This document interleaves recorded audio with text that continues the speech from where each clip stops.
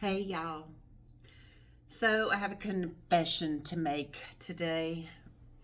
I went out for my walk today and it's been hot outside. So I have one of the confessions is I haven't been going out as often. So the exercise queen is slowing down, but that's okay. I will catch up, but not the point. Today, I went out for my walk. I did all the things. And immediately as I left the building, there was this lady coming up the street, up the sidewalk with a shelf unit. Okay. It wasn't too big. But she was a little lady. She was a couple years older than me, I would say, and she was struggling. And I kept on walking, and then I was like, well, maybe she needs help. So you know me, I'm all about the Good Samaritan thing, right? So I went back over, and my 40-minute walk turned into an hour-long chat on the road with this young lady, and she is moving out of our apartments, right? Well, she's been living in our apartments for apparently over 4 years. And she was not a happy camper. So I got to hear all the deets about our management company and stuff. I haven't been real happy with our little fellow either. His name's Nick. That's all I'm going to say. Nick's not a people person. Let's put it that way. Nick's the email person, but he's not a people person. Anyway, so she had her bookshelf, and she had walked up the street. It's a block, right? Putting in her car. I said, "Would you need help?" She didn't need help because her car was full. And what had happened was she. I'm gonna tell you the story. Y'all know me. I'm all about telling stories. If you want to hear the story, fine. If not, that's okay. Just download my Joy and Peace guide. Get on my email list. I will start sending you information about how to use your essential oils, or if you need help, or if you need essential oils, I'm gonna point you in that direction too. But anyway, moving on. So what had happened was she had a disagreement with management, and they made her mad. So she told them she was moving out, and she said they only gave me 3 days to move out. Now I don't know what the whole story is, and I will 100%. After spending an hour with her, I suspect there was a lot more to that story why she only had 3 days to move out, but we're not going to go there. Okay? Where we're going to go with this is hoarding. Okay?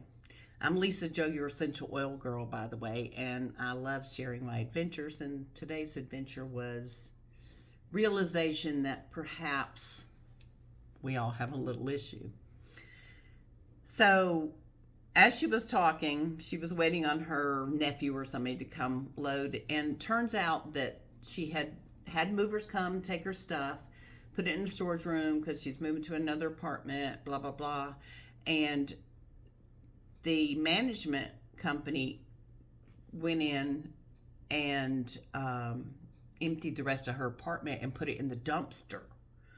Put it in the dumpster. Just we drove by there because you pass the dumpsters when you come in the building, and I mean it looked like somebody threw up over there. It was a big mess. I noticed it last night, and she said, I don't know when they did. I guess they did this morning. So I guess it was just dumb luck. She happened to come by and see all her stuff out there at the dumpster. So I walked over there with her, and they had literally a lot of it was piled on the side, and a lot of it was in the dumpster. And I says, would you need help getting some stuff? Because like I said, you know me, I'm just there to help. Plus I'm meeting people, so I'm meeting a person, right? I'm meeting because I'm new to the area.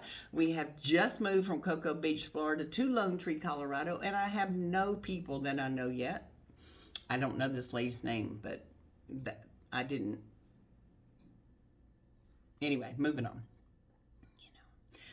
on. So we started pulling stuff out of the dumpster. And some of the things that were coming out of the dumpster, I was like, well, maybe you just want to leave that in the dumpster.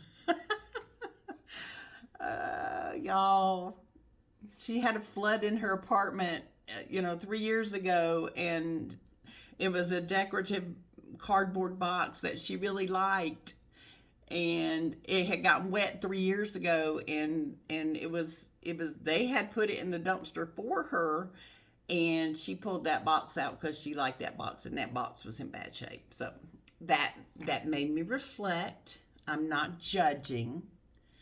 We all have our treasures, right?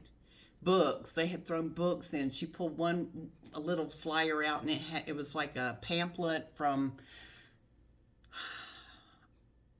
years ago. It had a nurse on the front, and her mother apparently had been an Army nurse. Her mother, again, she was at least my age, so that would have made her whatever. So this little pamphlet, and it reminded her that her mother was an Army nurse, right? Oh, I'm so glad I found this. And I was like, oh, no, don't. So, point is, we all have our treasures, right? And whenever John and I moved here this time, I was amazed and still amazed at how much stuff I brought with me. Example, I've got this giant canvas that I still have not unwrapped because it is so overwhelming to me, because I am a painter and I haven't painted in like 4 years. That's a whole nother story, just because you don't have anywhere to put paintings this size.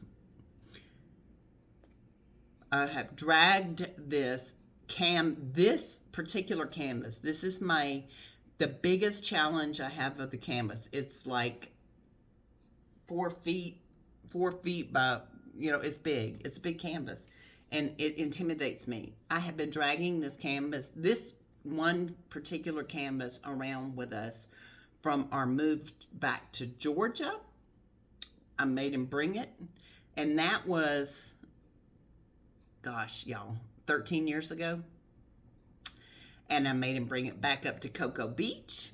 And guess what? I made him bring it to Lone Tree, Colorado, because I am bound and determined that this treasure of mine, that is like the most intimidating thing I have ever looked at for me as an artist, I keep bringing it with me. What is that?